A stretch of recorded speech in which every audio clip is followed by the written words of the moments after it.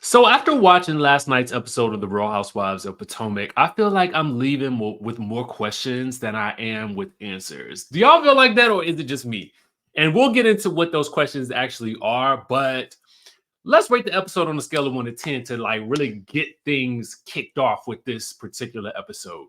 If I had to rate this episode, we're talking about season 9, episode 3. It's called Mama Knows Best.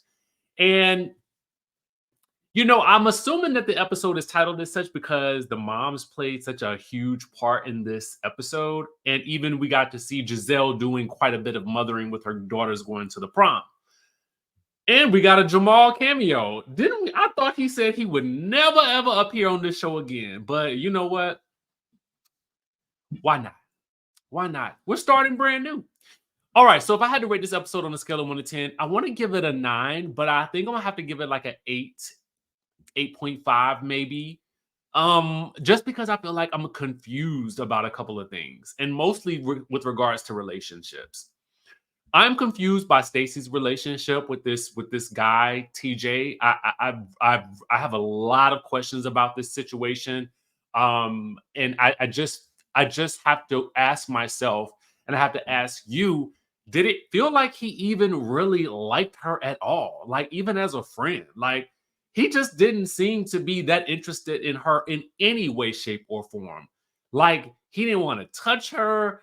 It felt like he didn't want her touching him. I just didn't get it, to be honest with you. Like, I don't know. I don't know. I don't know. We'll get into that more when we talk about it. I'm curious about a statement that Jacqueline made about ink. Basically, she said, and I had to watch it again right before sitting down to do this recap because she said something to the effect that when Mia became unavailable, Ink started asking her out to dinner. And she was like, no, because I don't want those problems. Now, I recall something being said on Carlos King's podcast with regards to Mia saying something about how she could not recall if her, Jacqueline, and Ink had ever did anything, but she said also too that Ink didn't play about her, but that they had also all showered together, but that was not really anything new for her and her relationships. I guess for me, I'm just trying to figure out why Jacqueline threw that in there. And then the producers happened to throw that little piece of detail in there as well. Like, what was she trying to say about Ink in that moment? Or what was she implying? Or was she implying anything? I'm confused.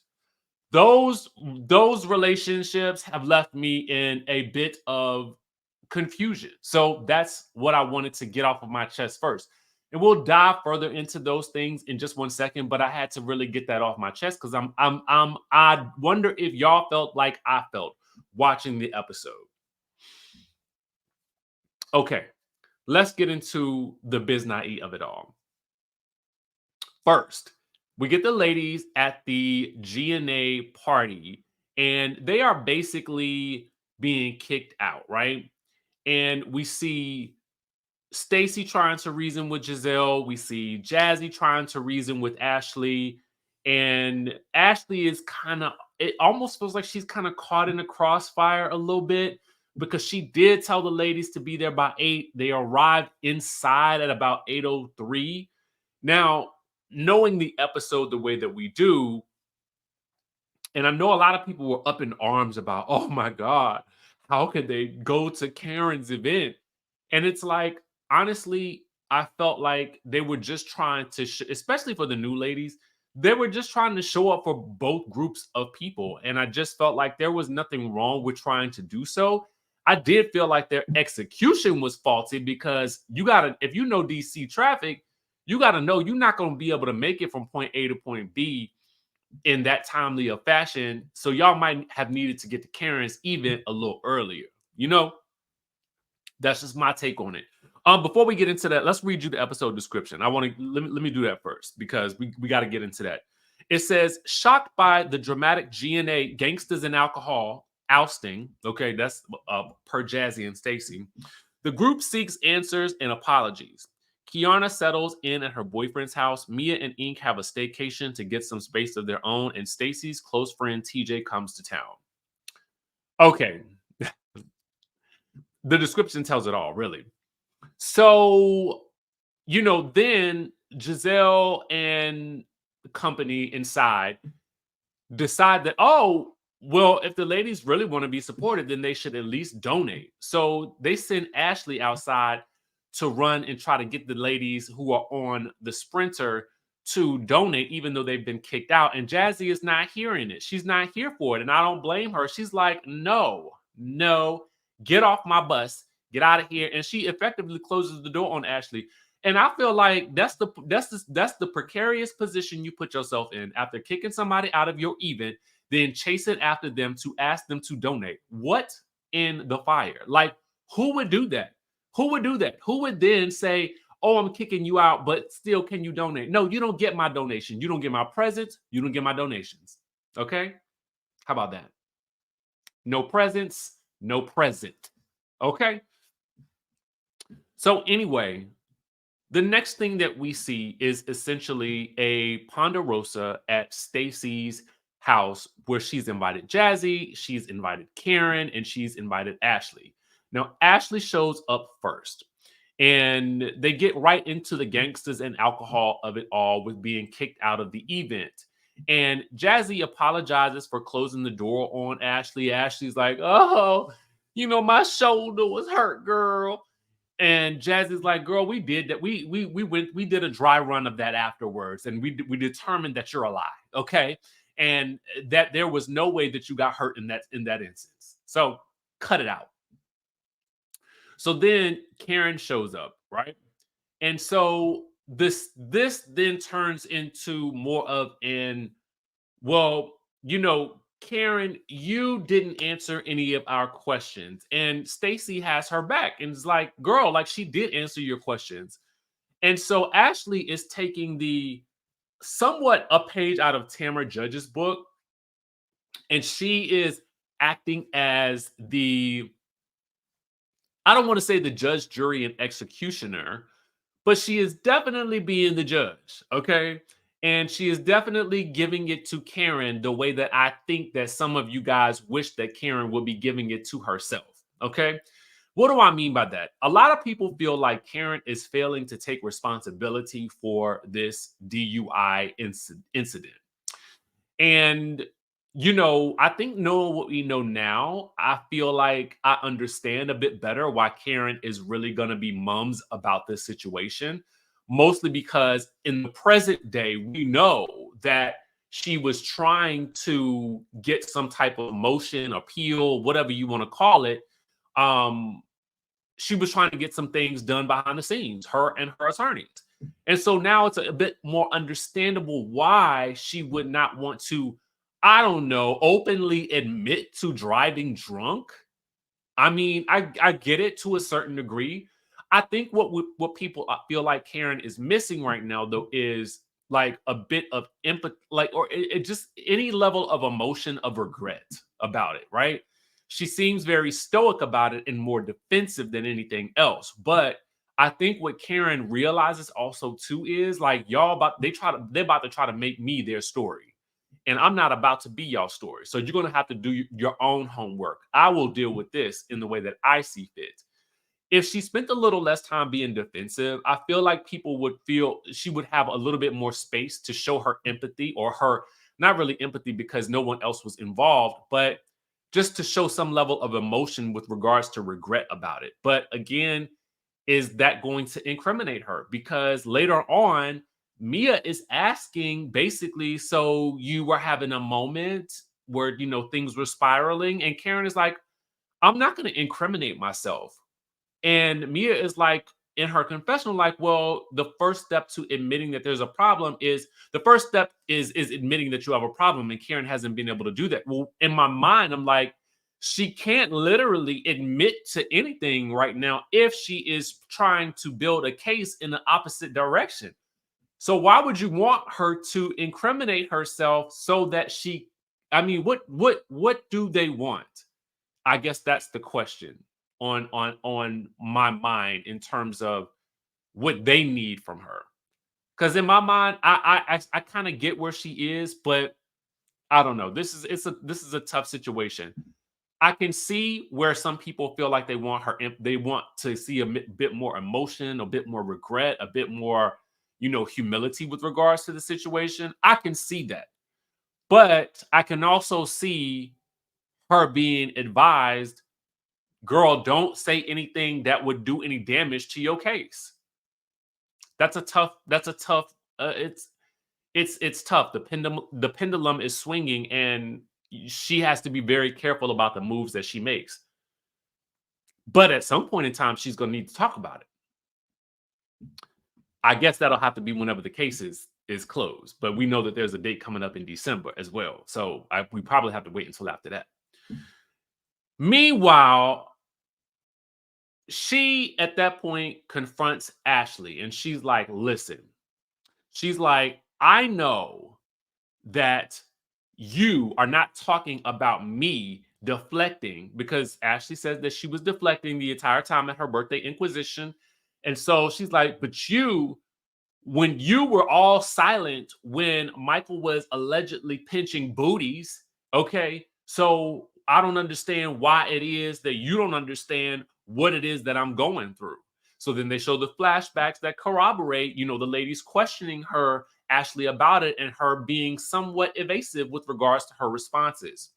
So at that point, you know, Karen is like, "And I know that you were being funny when you gave me those 4 Uber cars, and I should have gave them back to you so you can get a consultation to get that human being of an acorn off of your foot."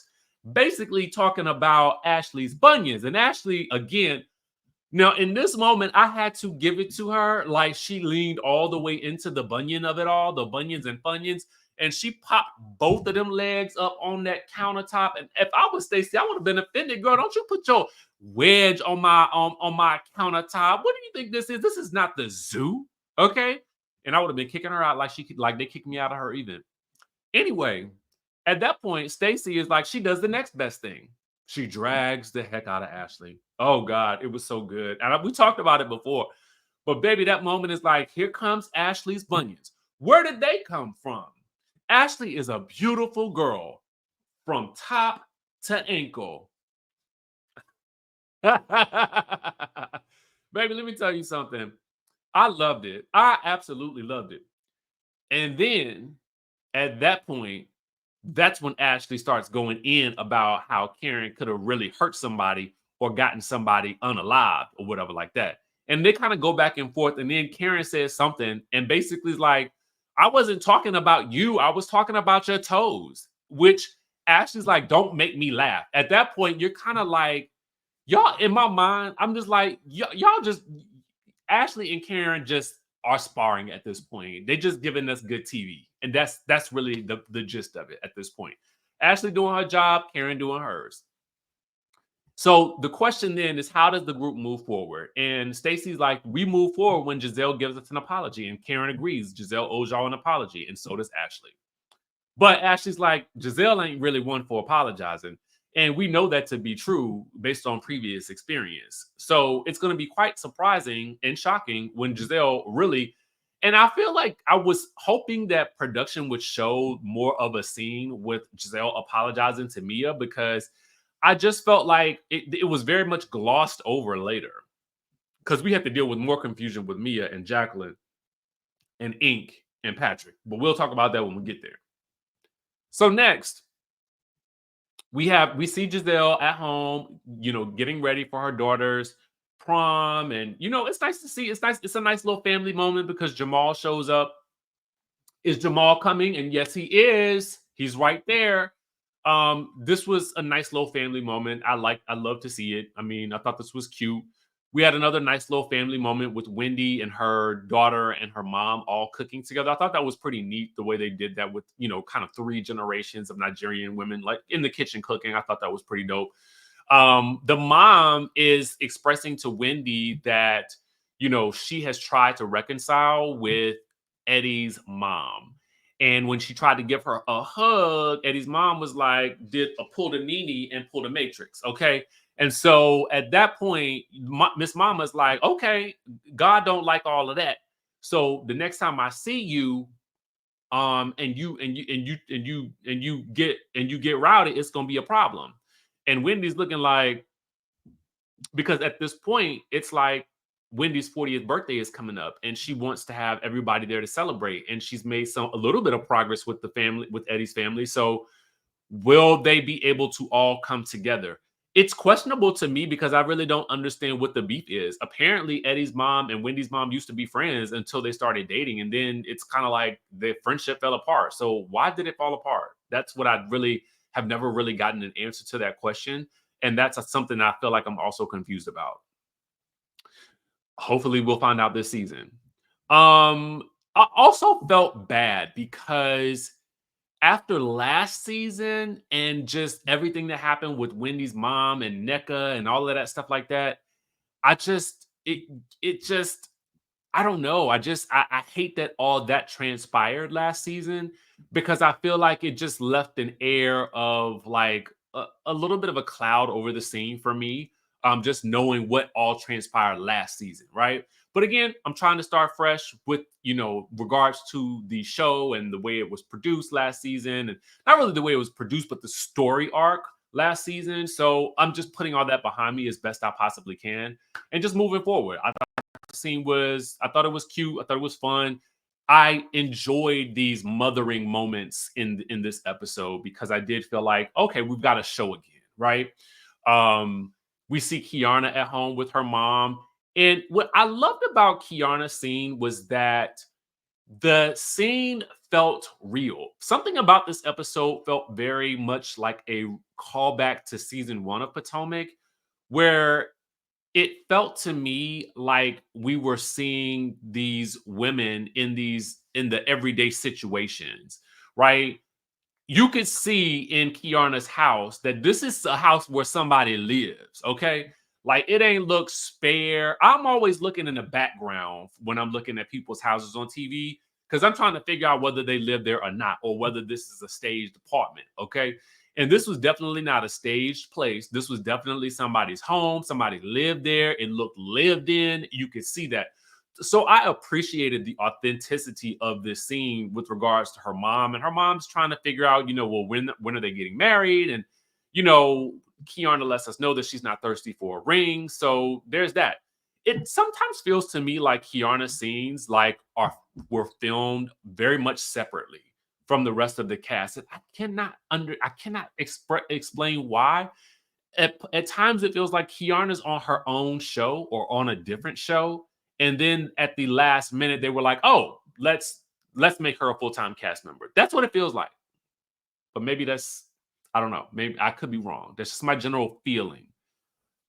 So then we see Jacqueline we see Mia at her rental. There's a staycation rental, and Ink is there, and then the kids are with her, and they are preparing for Jacqueline to come over so Jacqueline they can celebrate Jacqueline's PP, her parental partner, Patrick, who is basically an on again, off again, I guess, parent to Jacqueline's kids. Like her and the guy have kids together. Um, when Jacqueline arrives, that's when we learn that that Ink had been asking her out to dinner when Mia was unavailable. I'm assuming at this point maybe Mia was either married to Gordon or somebody else, because we know that there was another marriage in between. So that was just odd, and I was trying to understand, well, why was this even brought up? Like, why I wouldn't bring that up. Like, I just didn't get it. I didn't understand the purpose of that. So I just, in my mind, I'm like, oh my God, I hope this does not lead to another beef between the two of y'all.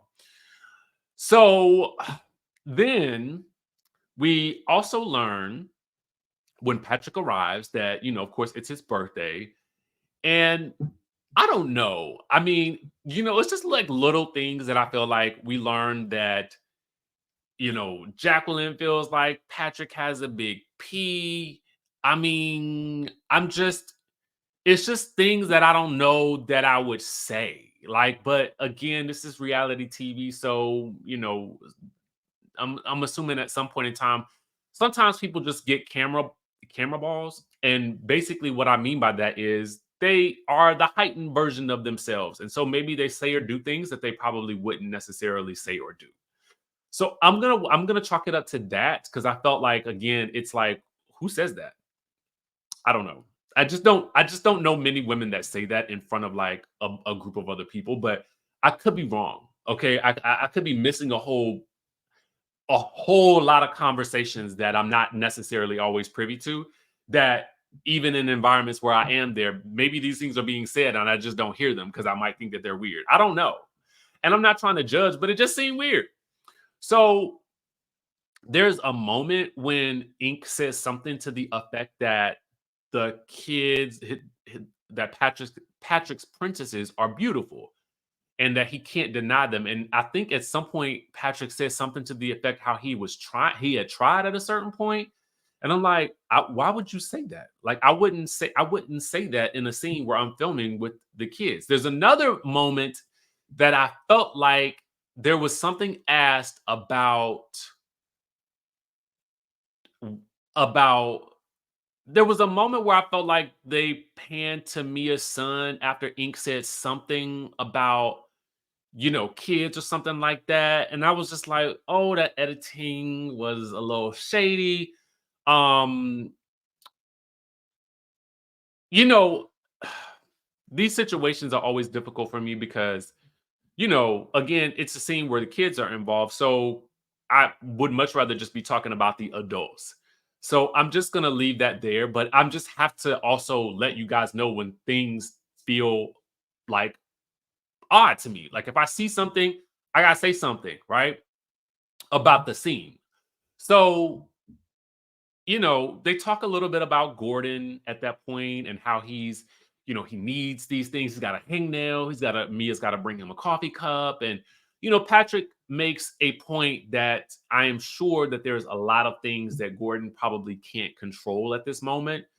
And I think that if you understand anything about bipolar disorder, then you may be familiar with those types of things. But if you're not, then a lot of this can sound very odd to you. But just kind of understanding more about it for myself, certain things make a lot more sense. I'm not justifying any of his actions, but I'm just saying I start to put the pieces together a bit, and I'm a bit more understanding of why certain things may be happening. It is what it is. The next scene, the next major scene that we see is a scene with Ink and Mia at Mia's apartment. We learned that she's had 4 places within the past few years, at least since she's been on this show. But she does love this new apartment. We see a diagram of where Gordon lives in relation to Mia. We might have seen that in the prior scene. In this scene, though, Ink wants to know about the auntie. Did you talk to auntie? Basically, he's talking about Giselle. So Mia reveals that she did have a conversation with Giselle. Giselle apologized, and yay, all the girls are going to the Queen City, aka Charlotte, and they are going to be going to Lake George. Yay, go team! The first cast trip is typically to someplace a little more local, regional, so to speak. So I guess Lake George doesn't surprise me as long as in my mind they're going someplace fab for their actual trip, the cast trip, right? Like the big trip. Um, I mean, Married to Medicine has had to go to Florida several times. So you know, there was one year the girls in Atlanta went to Blue Ridge. So I just can't complain about this mid-season cash trip. So it is what it is. I don't mind Charlotte, to be honest with you. I actually like visiting there, but I'm thinking like when we think about housewives and we think about these trips, we think about something uber fabulous. And I'm just kind of like, I kind of want them to get back to like uber fabulosity. But I've never been to Lake George, so maybe it is where the fabulous go. So that could be me. Meanwhile, then they started talking about Karen and her case and how they're whispering, because it's embarrassing. And they've been Googling and getting it's a criminal court case, allegedly. So there's things happening, you know. So I was like, this again, interesting scene. Um, the next scene that we get is the scene where Gizelle invites Jazzy, Stacy, and Wendy out. She really wants to apologize to Jazzy and Stacy, and Jazzy kind of initiates that conversation, like, it's good to see that you're in a much better mood today than the last time I saw you, for which Giselle apologizes and lets her know that really she was upset with Karen and she took it out on them, which again I thought was nice. We're just moving right on along, like not holding on to issues for long. It happened. I apologize, and you move on. That's how life works. In my mind, I prefer that's how my reality TV shows work. So we're not hanging on to stuff, and we can keep this train moving. But that also tells me too, like you got to also feel confident in what you have, right? In terms of a reality TV show, people tend to hold on to things and they tend to drag things out a little longer when they really don't have a lot of story to or things to do. And to me, it tells me something about the way production means to make this thing move, this train move, by keeping things continuously moving. By the fact that they are so willing to move past issues and boom, boom, boom, boom, boom. That's one of the reasons why the Real Housewives of New York, circa seasons 7 through 10, I think really worked so well, is because the train was moving fast at all times, and you never really had these long drawn out like um wars between wives, right? So the next thing we see is, Stacy, Wendy arrives, and after the apology has been made, and they keep right on moving. They find out that Stacy, tells Giselle about her daughter, and Ashley then spills the tea about Stacy and this man. Now, this man, let me interject right here. TJ, he comes to town. Shout out to Coach G at Sweat DC. Um, that's a huge win. So Coach G is there, and Stacy's working out with him and with TJ. Now, this is just me, and I'm just gonna be real with you. TJ seemed more excited to see Coach G than he did to see Stacy. When she walks up to give him a hug, he's like, "Oh, you're making it awkward." I'm like, "Bro, no, you're the one who's making it awkward. If you don't want to hug her, if you don't want to have any like." I couldn't tell if it was one of two things. One, it was very much it was this was very much reminiscent. I don't know. I really don't know. I like Stacy a lot, but I don't like her. I don't like this relationship for her. He seems very much not into her at all. Or option two, he is refusing to move forward with her until she is officially divorced. Um, I would be able to like the fact that they're not doing the do is none of my business. That's an extra tidbit of information that I could have known or not known. But what I am feeling like is a problem is I feel like, have y'all ever seen chewing gum? It is really, really good. It is a show. It's on right now. I think it's on Amazon Prime. That's where I I felt like it was on. Was it on Netflix at first? I cannot recall. Anyway, it stars Michaela Cole. Is that her name? Michaela Cole? I think that's it. I can't recall. Or maybe that was her name in the show. Oh my god, I'm like having a brain fart right now. Anyway, the girl, the main character, is in love with this guy who is very much not into her. He is not into her at all. This is what Stacy and this man remind me of. Girl, he is just not that into you. Like, let it go, Elsa. Let it go. He don't want you. Okay. That's what it comes across like. And that's all I got to say. That's it. Girl, he don't want you. Now, maybe he wanted to be on TV. I don't know. But I'm just telling you, it don't come across like he want anything to do with you. He don't even treat you like a friend would treat you, in my opinion. But that's just me. So as she's talking about this situation to, like as Ashley is spilling the tea about this situation, it becomes a little bit more, I don't know. I was about to say it becomes a little bit more apparent, like why she might not want to. I don't know. I guess Stacy really wants to tell her own story, which I can't blame her for. Especially depending on how the episodes were shot. Had we did she shoot the scene with TJ before she shot the scenes with Ashley? Like, what's the tea? Is she even with this man still anymore? Those are the things that I really want some answers to. Because I just feel like Stacy, I wouldn't have introduced this guy to the world as anything other than my homeboy, to be honest with you. Because it's making you look a little. I mean, it's just making it's not a good look for you, to be honest with you, personally. But that's all I have to say about it. I'm gonna leave it alone. Um, so she kind of reads Ashley a little bit for spilling the tea about her relationship before she had a chance to. And Ashley's like, feigning like, oh my God, I thought it was just a friend like Vivian. So why can't I say anything? Girl, like you wouldn't want nobody telling your business. What's going on with you and your marriage? Are you divorced? When is that gonna happen? Why like if you're ready to give us those details, then fine. I'm into you being into everybody else's business. But until you start giving us those details, then I don't necessarily know if you should be in everybody else's business, spilling everybody else's tea. Okay. So anyway, moving along, we move on from there after Gizelle tries to give her some advice about dating, for which I don't think Stacy really wanted to take that advice, but it is what it is. The next thing that we see is the ladies preparing to go to Charlotte.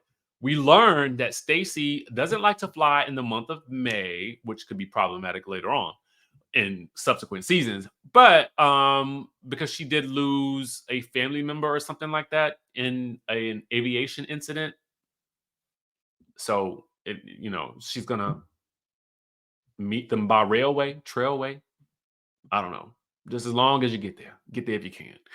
So when they get to Charlotte, it did look like they were in first class. I did appreciate that. So when they get to Charlotte, they she divides the group. Mia divides the group up into several cars. It's her and Karen.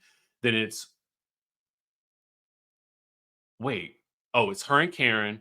Then it's Gizelle, Wendy, and Jacqueline, and then it is Kiarna, Jazzy, and Ashley in the final car. In the car with Jazzy and Kiarna, they kind of bond over the fact that they've been with their men for like 2 years. But Jazzy said something that I didn't understand, and maybe she was just joking when she said it. But she was like, "Yeah, he's got kids, but he's never been in a serious relationship. He's never been in a serious relationship," and she kind of emphasized that, and I was like, maybe that was a joke. I don't know. Maybe she means that it was never serious until he met her. I don't know. Then we see Wendy and Gizelle bonding, and Wendy is telling anyone who will listen that it's her birthday. um, okay, cool, cute. But Mia and Karen is where the real action is because Mia has determined that she is going to get some tea from Karen. She's like, girl, Karen, how are you doing? What's going on? What's the tea? Okay, you in this accident. And Karen is like, I'm okay. I'm just, trying to power through. And, you know, at this point, Mia is like, well, girl, it's the information is out there. And then Karen is like, well, yeah, you can read it. And Mia's like, I did read it. That's why I'm checking in on you. Which I did think was a good response to Karen, who has used that same line on Gizelle. But at that point, it became clear that Mia wanted her to give her like some tea about, maybe again incriminating herself. And Karen is like, I'm not gonna do that right now. Like I've got to, I'm trying to, girl, I'm trying to build a case. You trying to get my case, like, what you trying to get me thrown behind bars? I mean, I don't really know what's gonna happen, but all I'm saying is that Karen is justifying her silence by basically saying that she's been told and advised not to say anything about this accident. So again, it was a good episode. I think next week is going to be where things really start to heat up. We all know when the girls trip happens, that's when things really start to get juicy. So I'm interested to see how things begin to play out because we will see Karen go head to head with Jacqueline and Mia, Stacy trying to come to Karen's defense. We're going to see Kiarna facing off against Ashley. So I'm excited to see how things play out.